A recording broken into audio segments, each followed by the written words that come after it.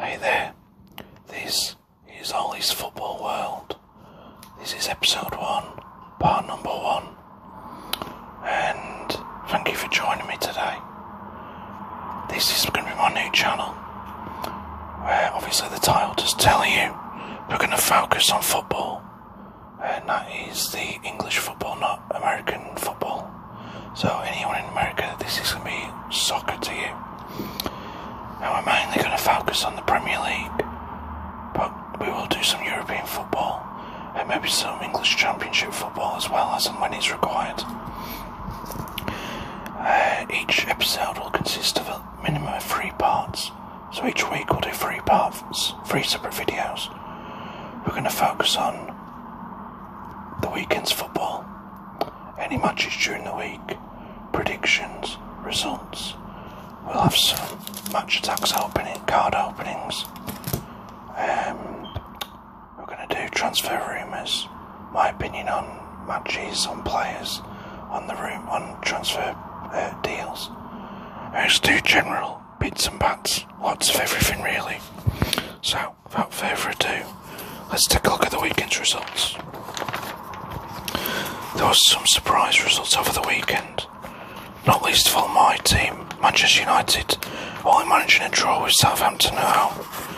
It's a pretty disappointing result really. We had Lukaku, he was took off injured with head injury, he's going to miss the next 2 games. And then Zlatan, he's out for the next month.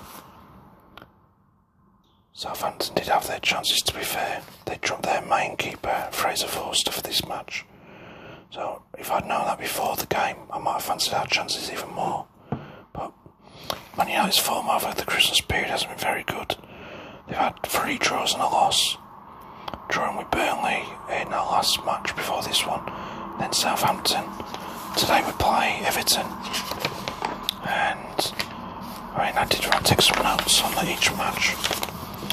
So, Jesse Lingard had a couple of chances, and he made a fantastic save from a Shane Long shot. He shouldn't save with his foot. It was a fantastic save. What you expect from David De Gea, to be honest. And United really just should have had a penalty.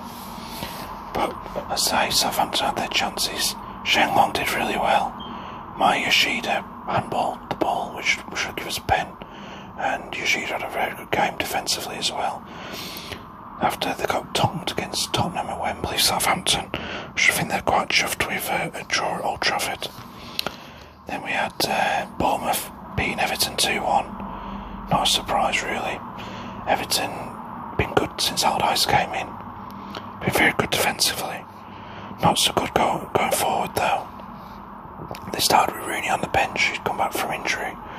He'd been out for a few weeks, and he's their top scorer at the minute. He's got 11 goals this season, 10 in the league.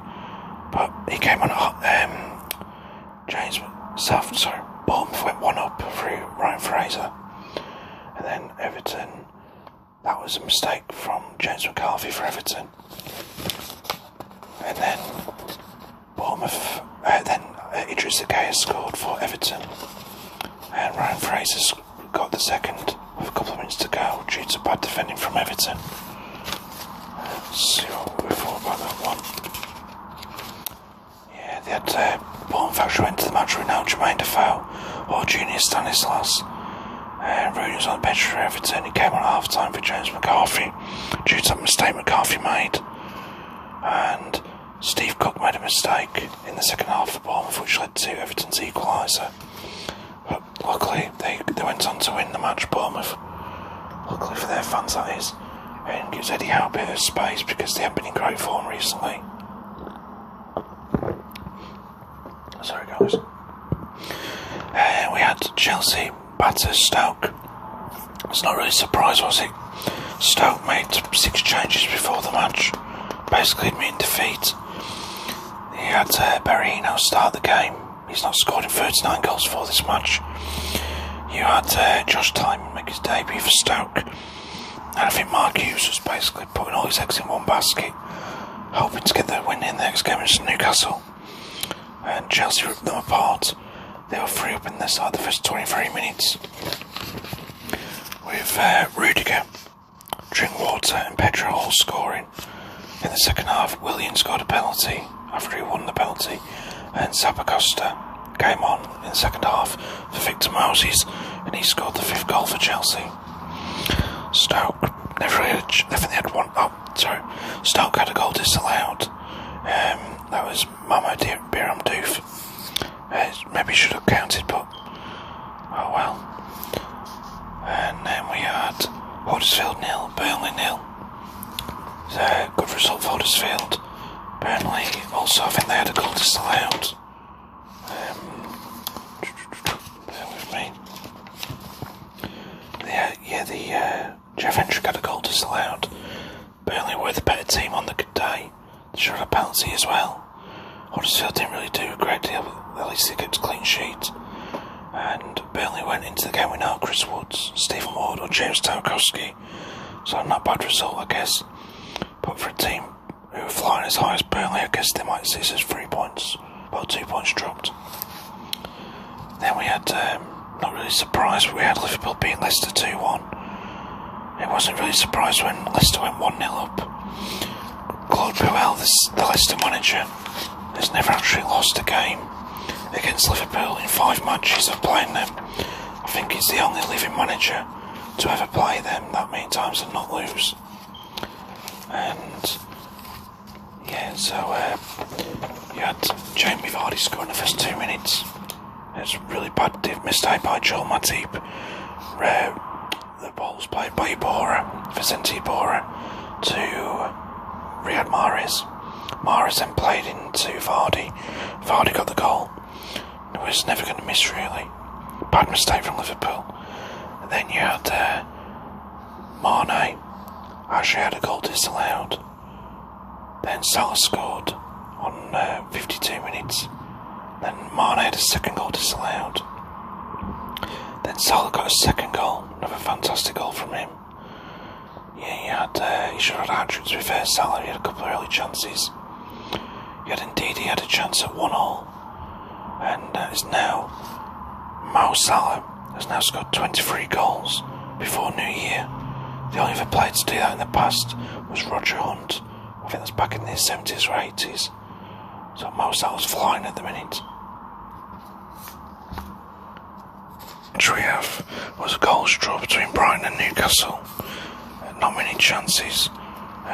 Brighton will be glad to go and get another clean sheet away from home. Newcastle, another poor performance. Dwight Gale looked a bit sluggish. Never really liked scoring. And I think Newcastle fans would be happy to get the deal over the line. They're a big takeover at the minute. And let's see how things go. Maybe Rafa gets some money in, they can go and buy some new players. Maybe a creative midfielder and a striker. As Newcastle have only won 1 point from their last 6 Premier League games at St James's Park. So, out of 6 games, what's that? 1 point from 18. It's pretty poor. And Brighton have failed to score in 11 of their 21 Premier League games. So again, not great form. Then you had, not really, a bit of a surprise. Watford 1, Swansea 2. Swansea started well, then Watford went 1 up with Carrillo scoring a header. And then Jordan Ayew and Narsing in the last minute won the match for Swansea. It's a great win for them. It's a bit sceptical when Carlos Carvalho took over at Swansea, having just been sacked from Sheffield Wednesday. But a lot of clubs get a bit of momentum when a new manager comes in, and it seems like that's what's happened there. And you had Watford, their form continues to be terrible. I think I've got some stats here for Watford. They've lost 3 of their 4 Premier League games against the bottom side, and Swansea scored a 90th minute, winning the Premier League for the 4th time. I do have some more stats, 1 second. Yeah, so Watford have now got 1 win in 8, and Swansea 2 wins out of 14. So it's pretty poor defending from Watford. That's what cost them the match. especially right at the end, they just couldn't defend for their lives. So then we have Palace 0, Man City 0. I can't believe this one. I had this one down as a dead rubber. Well, a dead cert that City would win. I was convinced City was going to batter Palace. So Palace has done the rest of the league a favour, but I said my United couldn't win, so it's not really helped us too much. I never watched the City match. I've seen little bits of the highlights, but Gabriel Jesus has picked up an injury. He'll be out for a couple of months, according to Guardiola. And also De Bruyne picked up a knock. So with any luck for me, personally, he'll be out the next match, but you never know. And Scott Dunn was also injured for Palace, so he'll be out for a little while. We had 5 yellow cards for Palace and 4 for City, so that sort of tells you what you need to know. It was a bit of a rough game. Yeah, a few bookings are thrown in there, but it was a surprise. City's 18-match winning run comes to an end with that draw. So they're now 18. They won the last 18, but could only draw yesterday. They're still going to win the league, in my opinion. I don't see any reason why they wouldn't. I guess the only surprise is that in terms of Premier League goal scorers, their top scorer is Sterling with 13 goals, then Aguero with 12, whereas you've got Salah with 17 and Kane with 18. So then you do have Jesus who was on 8. So they're doing okay, to be fair. The other game, the last game from yesterday, was West Brom Arsenal. That finished 1-1, and I was really gutted when I saw Arsenal winning 1-0. Obviously, being a United fan, I didn't really want Arsenal to get a result there. And then I went to my local shop and they did it on the radio, and I heard that West Brom had a penalty, but I didn't hear if they'd scored. It went till I got back home, I saw the score was 1-1. So maybe it shouldn't have been a penalty for West Brom, but I ain't going to complain, as it helped out other teams around Arsenal. And Arsenal's form's not been great recently. We have already had Brighton getting a draw at Bournemouth today. It was 2-2. Good result, really, for Brighton. Then again, I guess they could have maybe hoped to get a victory today. Sorry about that. So we had Brighton, Bournemouth. That finished 2-2. And let's go through the other matches from today. Just trying to find today's games. I should have this ready. Here you go, we have Stoke against Newcastle today. I can see Stoke getting the victory there, to be fair. I don't see Newcastle going away and scoring. And I don't see how Stoke can be any worse than there was against Chelsea. So I'd back Stoke for the victory. I'd say 2-0 to Stoke. Maybe Newcastle get a scrappy goal, but I can't see him. It was Stoke resting so many players the other day. I think they'll definitely score today. As I said, we also have Burnley v Liverpool today. Liverpool obviously in great form. Salah might be out for this game. The Klopp seems to think. Could it be Coutinho's last match for Liverpool? Could he go to Barcelona this January? I would be surprised if he did. I think at the end of the season, maybe. When the season ends, we could see Coutinho leave. Burnley, they're in great form. For a team which spent so little, I can seriously see them beating Liverpool today. Hopefully they do. Helps out the rest of the league. And it keeps Burnley's great form going. And yes, I'd say 2-1 to Burnley in that match. And then we had the Brighton Bournemouth game, as I say. Anthony Knockout scored, and I think it was Steve Cook who's got an equaliser in that game. Finished 2-2 in the end. Glenn Murray also scored for Brighton, and I think it was Callum Wilson for Bournemouth. I need to get that up on the Sky Sports app in a bit to confirm that it did finish 2-2. Bournemouth, at least got a draw, so they haven't lost the match. That's the main thing for them. Leicester Huddersfield. Huddersfield doing very good at the minute. Dave Wagner, he's got them team which shouldn't be doing really that well. He's got them doing pretty good. Leicester, you've got to say they're bounced back after losing to Liverpool. I can definitely see Leicester were beating Huddersfield today. I'd say 3-0 to Leicester. And what other matches have we got today? I think that's all of them today. Sorry, we have 1, 2, 3. Oh no, sorry, I'm forgetting my own team here. We also have Manchester United away at Everton tonight. Another tough game for United, especially after their form recently. And we all know that Sam Allardyce likes to get one over on Mourinho. Ever since Mourinho's early days at Chelsea. And he never liked to play Sam Allardyce's teams. So, what can I see happening in that game? I'd love to say United will win. I really would love to say we'll get the win, but I ain't that confident. I think we might be looking at maybe another draw if we're lucky for Man United. But going into today, the Premier League's table read: Manchester City played 21, won 19, 59 points. Chelsea played 21, won 14, 45 points. Manchester United played 21, won 13, 44 points. Liverpool played 21, won 11, 41 points. Arsenal, 21 games, 11 wins, 38 points.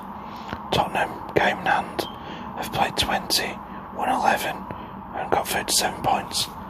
Then you have Burnley on 34 points, Leicester on 27, Everton on 27, Watford on 25, Huddersfield on 24, Brighton on 22, Southampton on 20, Bournemouth on 20, Newcastle on 19, Palace on 19, West Ham on 18, West Brom on 16, and Swansea on 16.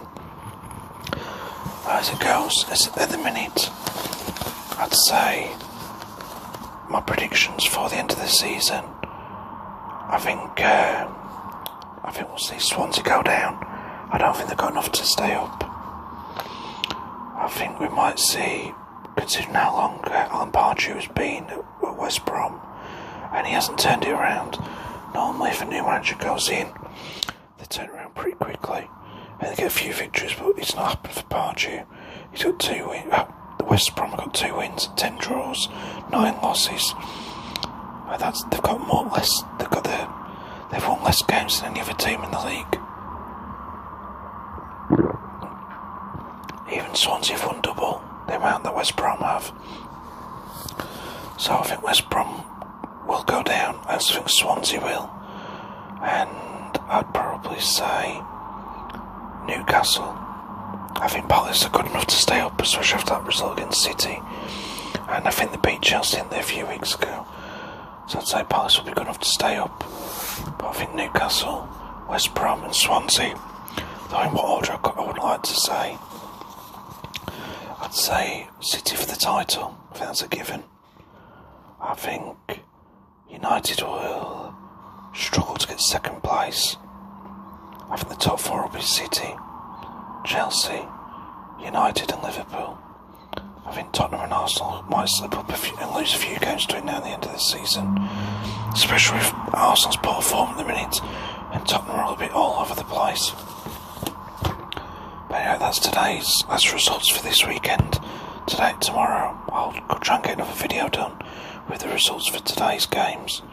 Obviously we know the Bournemouth Brighton score, but the other scores.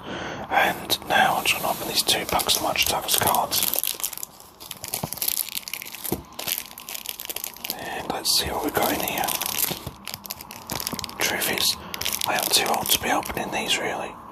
But since I started doing ASMR, I have got into the Match Attax cards again. It's a long time since I clicked football stickers and cards. You're talking about 15 years ago, maybe longer. So anyway, first of all, we have a Huddersfield player on cards that I know a lot about. And that is Colin Kwan. I can't say I know much about Colin Guana. Let's zoom in a little bit. So, Colin Guana. I then have Harry Kane, star player.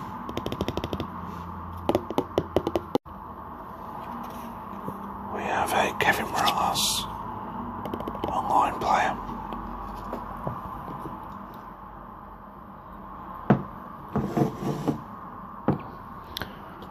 We have a Pedro for Chelsea. Manchester United were after him. Sorry about his guys. Manchester United were after Pedro at the time. It looked like a deal was about to be done. Then he changed his mind to Chelsea. It's typical of United's look, that is. It's happened in the past with John Obi Mikel and a few other players in the past.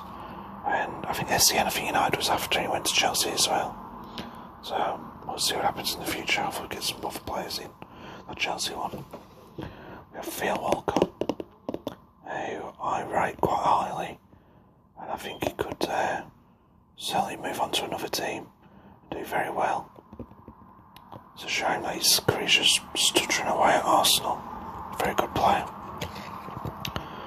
We have Charlie Austin, Southampton, injury prone, which is a shame because when he does play, as he's proven recently till his new injury, he does score goals. And I think he could easily become a top player if he could just get his fitness levels sorted. We have James McArthur, Crystal Palace, steady Eddie, a reliable player for them. He's never going to make it to a top team. Probably the highest he'll get is Crystal Palace. We have Hal Robson-Kanu, in my opinion, quite overrated. Who's got moved to West Brom on a free transfer from Reading after doing fantastic at the European Championships. But he's never really going to get you the goals to help you move up the league. We have Adam Smith at Bournemouth. I don't know if he played today for Bournemouth against Brighton. I'm not sure. And we have Beram Kayal at Brighton. So, couldn't tell you a great deal about him. I know he's first choice there, but I don't know a lot about him, unfortunately. But any players I don't know anything about, if you want me to look him up and do a bit of a talk about any of them, I'll happily do that. Second packet. Okay, so we have a silver limited edition Roberto Firmino. I think I already have this one, so it's a bit of a shame. It's a good player, to be fair. When he first went to Liverpool, I thought they'd spent a lot of money on somebody who wasn't going to be very good. But Klopp really seems to know what he's doing there, with the forwards at least. We have a man of the match, Peter Crouch. What can you say about Peter Crouch? Apart from he likes to dance like a robot, and when he gets his chance, he usually takes it, to be fair to him, even at a grand old age of mid-30s. We have another star player, Harry Kane. What's the chances? 2 packs of cards, and we've got the same card in the 2 packets. Harry Kane, top scorer in the Premier League this season, setting records all over the place. More goals than Messi and Ronaldo in a calendar year this year. Roberto Firmino, online card. What else have we got here? Bournemouth, Harry Arter has been linked recently with West Ham. Maybe a bit overrated. I know he's a very good Championship player, but doesn't score a lot of goals in the Premier League. Plays for Republic of Ireland. I know his daughter, I think, was quite unwell recently. I'm glad to hear she's better, but maybe he needs to start playing a bit better. Then he'd grant to move to somebody like West Ham. That would West Ham really be a step up for him at the minute. We have Alan Neom, Cameroon defender for West Brom. We have an average player, really. Typical West Brom signing. Bringing lots of average European players into the Premier League.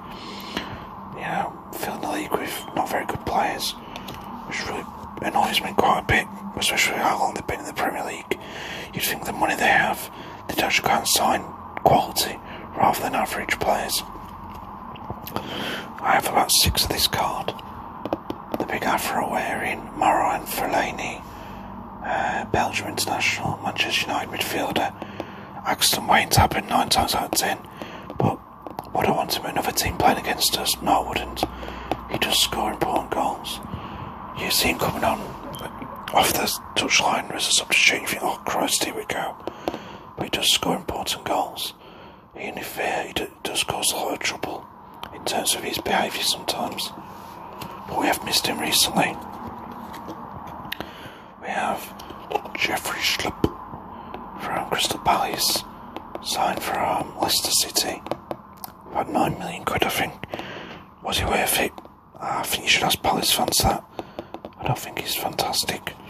Another average player in an average team.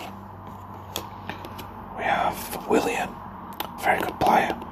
Player who's due to go to Tottenham, and then Chelsea signed him. A player I'd like to see at Manchester United. Don't think it'll ever happen. Don't think Chelsea would daft enough to let him go. Scored a penalty yesterday against, also on Saturday, against Stoke.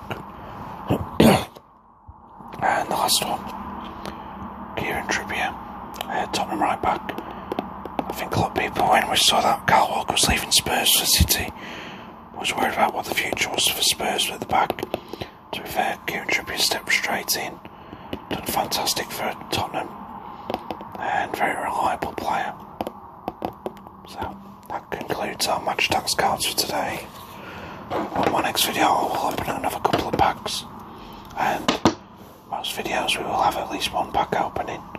Maybe not every single time, but majority of videos I do we will have one. So thanks for watching everybody. Please drop me a line, subscribe, hit the like button, let me know your support, let me know if there's anything you'd like me to talk about. We will do transfer rumours and talk about the Virgil van Dijk to Liverpool deal on a later episode this week, or episode 1, part 2, or part 3.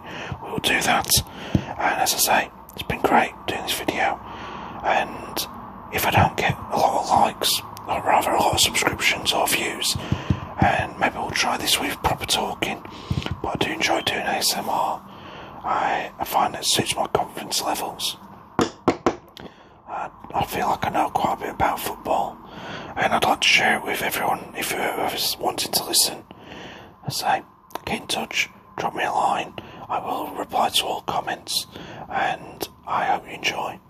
I'll be back hopefully tomorrow, if not definitely Wednesday, with an updated video, part number 2 of episode 1. Take care, have a good day, have a great new year. See you later.